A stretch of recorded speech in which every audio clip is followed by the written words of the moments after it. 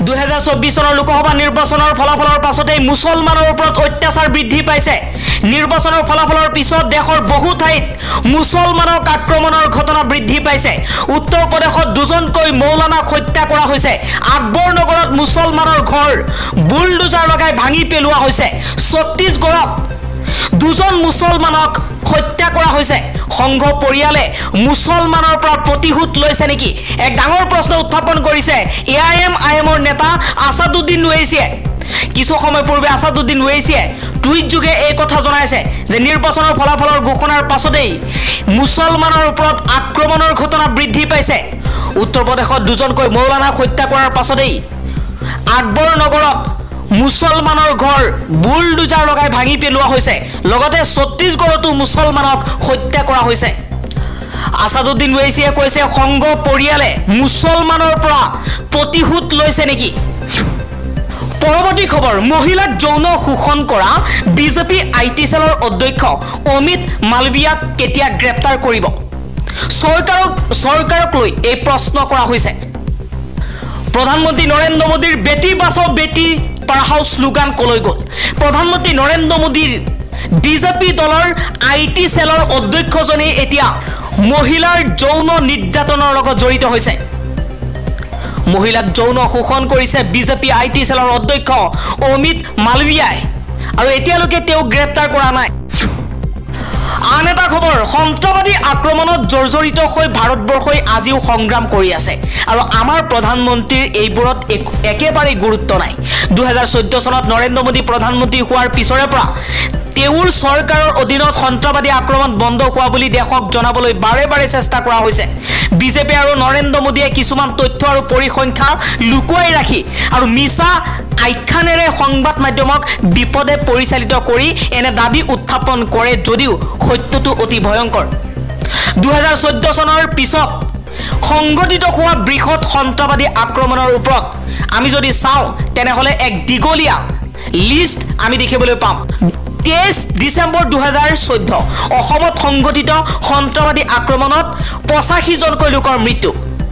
28 ডিসেম্বৰ 2014 বঙাইগাঁৱত সংগঠিত সন্ত্ৰাসবাদী আক্ৰমণত এগৰাকী মহিলা নিহত হোৱাৰ লগতে 4 জন লোকক গুৰুতৰভাৱে আহত হৈছিল 20 মাৰ্চ 2015 জম্মুত সংগঠিত সন্ত্ৰাসবাদী আক্ৰমণত 6 জনকৈ লোকৰ মৃত্যু হৈছিল 4 জুন 2015 মণিপুৰৰ আক্ৰমণত 15 জনকৈ জোৱান নিহত হৈছিল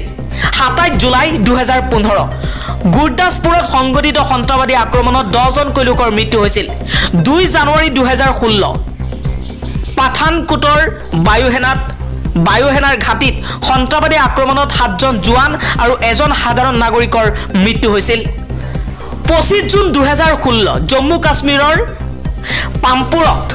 সংগঠিত সন্ত্ৰাসবাদী আক্ৰমণত 4 জন CRPF জোৱান নিহত হৈছিল 5 আগষ্ট 2016 অসমৰ কোকৰাঝাৰত সংগঠিত সন্ত্ৰাসবাদী আক্ৰমণত 14 জনকৈ লোকৰ মৃত্যু হৈছিল 18 ছেপ্টেম্বৰ 2016 জম্মু কাশ্মীৰৰ উৰিত সংগঠিত সন্ত্ৰাসবাদী আক্ৰমণত 23 জনকৈ লোকৰ মৃত্যু হৈছিল এটা কৈ আপোনালোকক 2014 চনৰ পৰা যিবোৰ সন্ত্ৰাসবাদী আক্ৰমণ হৈছিল সেই ঘটনা আপোনালোকক জনাই আছো আৰু সেই কথা আপোনালোকক এই কাৰণে জনাই আছো কাৰণ প্ৰধানমন্ত্ৰী নৰেন্দ্ৰ মোদীয়ে কিছুমান তথ্য লুকুৱাবলৈ চেষ্টা কৰিছে প্ৰধানমন্ত্ৰী নৰেন্দ্ৰ মোদীৰ এই তথ্য লুকুৱাক লৈ হৰপ হৈ পৰিছে কংগ্ৰেছ আৰু কংগ্ৰেছে এই বিশাল তথ্য এতিয়া নিজৰ ফেসবুক টুইটাৰত প্ৰেৰণ কৰিছে 3 অক্টোবৰ 2016 জম্মু কাশ্মীৰৰ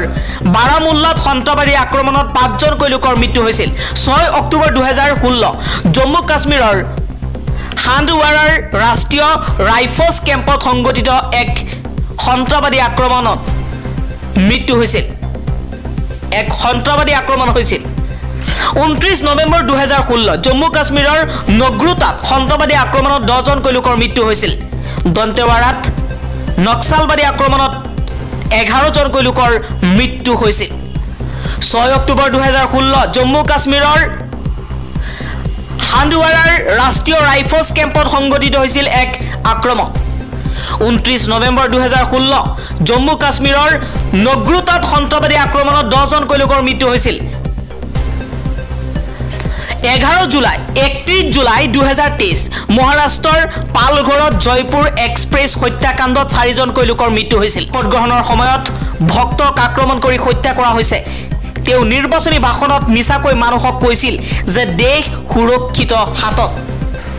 এনেধৰণে এটাৰ পাছত এটাকৈ জঘন্য ঘটনা সংঘটিত হোৱাৰ পাছতো সন্ত্ৰাসবাদী আক্ৰমণৰ ঘটনা সংঘটিত হোৱাৰ পাছতো তথ্য লুকুৱাইছিল প্ৰধানমন্ত্ৰী মোদীয়ে এবাৰ তথ্য দিছে কংগ্ৰেছে আন এটা খবৰ বাতিল কৰা হ'ব নিটৰ প্ৰেছ মাৰ্ক পুনৰ পৰীক্ষা দিব পাৰিব প্ৰেছ মাৰ্ক প্ৰাপ্ত 1563 গৰাকী শিক্ষাৰ্থীয়ে উচ্চতম ন্যায়ালয়ত এই কথা জনালে কেন্দ্ৰীয় চৰকাৰে ইপিনে নিটৰ বিসংগতিক লৈ মন্তব্য কৰিছে গৌৰৱ গগৈয়ে কৈছে যে নিটৰ বিসংগতিৰ বাবে সিবিআই তদন্ত দিব লাগে যদি চৰকাৰে সিবিআই তদন্ত নিদিয়ে তেন্তে উচ্চতম ন্যায়ালয়ৰ নিৰীক্ষণত তদন্ত কৰাব লাগে এই মুহূৰ্তত জনাই আছো এটা ব্ৰেকিং নিউজ ভাৰতীয় ৰাজনীতিত অহংকাৰী ৰাজনীতিকৰ পতন অনিবাৰ্য বিজেপিৰ বহু মন্ত্ৰীৰ অহংকাৰ হৈছিল সেই অহংকাৰৰ যেন পতন হৈছে স্মৃতি ইৰাণীৰ পৰা আৰম্ভ কৰি বহু মন্ত্ৰীয়ে বিজেপিৰ পৰাস্ত হৈছে যাক বিজেপিয়ে হাই প্ৰফাইল ৰাজনীতিক হিচাপে ব্যাখ্যা কৰিছিল জনতাই যেন জনাৰ্দন সেই কথাই প্ৰমাণ কৰিলে 2024 চনৰ লোকসভা নিৰ্বাচনত প্ৰধানমন্ত্ৰী নৰেন্দ্ৰ মোদীয়ে যি আশা কৰিছিল 400 পাৰ সেই আশাত যেন চেঁচা পানী পৰিল আৰু ইফালে স্মৃতি ইৰাণীৰ দৰে বিজেপিৰ কেবিনেট শক্তিশালী মন্ত্ৰীয়েও এবাৰ পৰাস্ত হৈছে কাৰণ জনতাৰ ঊৰ্ধত একো নহয় যেন তাৰে প্ৰমাণ কৰিলে বেছি অহংকাৰী হৈ গলেই তাৰ পতন নিশ্চিত পৰৱৰ্তী খবৰ অৰুণাচল প্ৰদেশৰ মুখ্যমন্ত্ৰীৰ আসনত পুনৰ বহিব পেমা খাণ্ডু বিজেপি বিধায়িনী দলৰ বৈঠকত গ্ৰহণ কৰা হৈছে এই সিদ্ধান্ত আন এটা খবৰ বিজেপিক তুলাদুনা আৰএছএছৰ অৰ্গেনাইজাৰত কঠোৰ সমালোচনা বিজেপিক পুৰণি কৰ্মীক অৱহেলাৰ ফল পালে বিজেপিয়ে অপ্ৰয়োজনীয় ৰাজনীতিয়ে ডুবালে বিজেপিক এবাৰ আৰএছএছ নেতা মোহন ভাগৱতে বিজেপিৰ বিৰুদ্ধে প্ৰধানমন্ত্ৰী নৰেন্দ্ৰ মোদীৰ বিৰুদ্ধে যোৱা দুদিনৰ পৰা ব্যস্ত হৈ পৰিছে প্ৰধানমন্ত্ৰী নৰেন্দ্ৰ মোদীক উদ্দেশ্য কৰি মোহন ভাগৱতে কৈছে যে অহংকাৰ বেছি হোৱাৰ বাবে ৰাইজে এবাৰ শিক্ষা দিলে যদি আকৌ অহংকাৰ বৃদ্ধি পায় তেনেহলে বিজেপিৰ পতন নিশ্চিত বুলি মন্তব্য কৰিছে মোহন ভাগৱতে লগতে কৈছে বিজেপিৰ পুৰণি কৰ্মীসকলক অৱহেলা কৰাৰ বাবে আজি এই অৱস্থা হৈছে বিজেপিৰ অপ্ৰয়োজনীয় ৰাজনীতিয়ে ডুবাইছে বিজেপি পৰৱৰ্তী খবৰ 2024 চনৰ পৰিৱেশ প্ৰদৰ্শন সূচকাংকত বিশ্বৰ 180খন দেশৰ ভিতৰত 176 সংখ্যক স্থানত আছে Bharat Yale Centre for Environmental Law and Policy আৰু Columbia Centre for International Earth Science Information নেটৱৰ্কে প্ৰকাশ কৰিছে এই তথ্য